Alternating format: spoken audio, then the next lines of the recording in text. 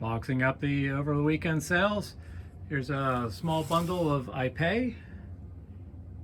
Very dense, very stiff wood. I wouldn't recommend that for a first-time veneer user. It really does require some really sharp tools to work with that. There's a good wood though for a user, a novice veneer user. It's a walnut burl, and followed by 4 sheets of a oak cluster burl. Again, another piece of walnut burl, and this here's some ebony. Yeah, you can probably get by, if you're a novice veneer user, you probably could get by with that. Just be careful with your cutting, having sharp tools.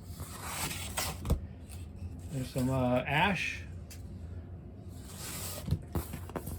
Definitely a novice veneer user, veneer.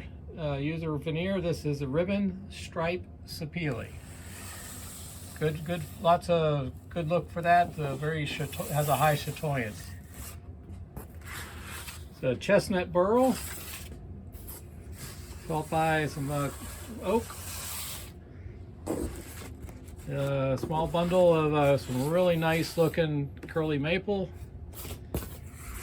This is flat veneer, but it's highly curly figured, fumed French oak.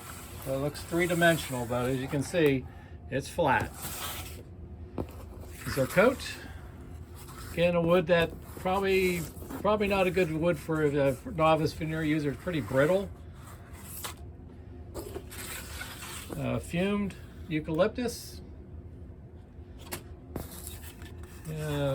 This here is mahogany. Yeah, good wood for a novice veneer user. Mahogany is just a general overall, just a nice wood to work with. I like using it a lot for projects. Coat, and followed by some quarter sawn bobinga or African rosewood. And again, some more sapele. This here is block model figured.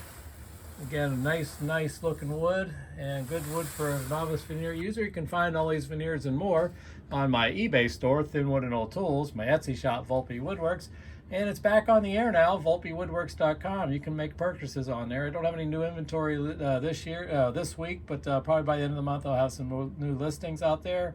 And of course, I'm Amazon seller Volpe Woodworks. If you like the content of this video, please hit the like button and consider subscribing.